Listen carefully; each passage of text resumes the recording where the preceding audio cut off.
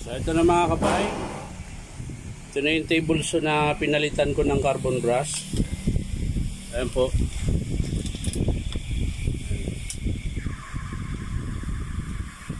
Ito po yung luma niyang carbon.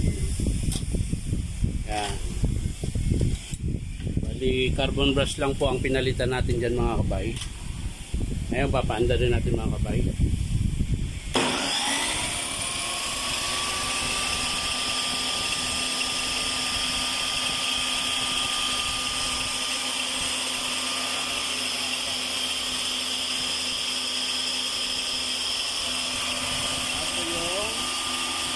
Table saw na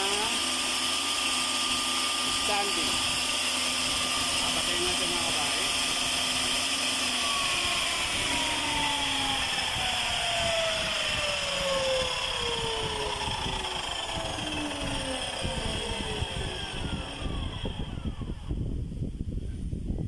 Carbon lang po ang pinalitan dyan mga kabay. Yan lang po yung sira niya.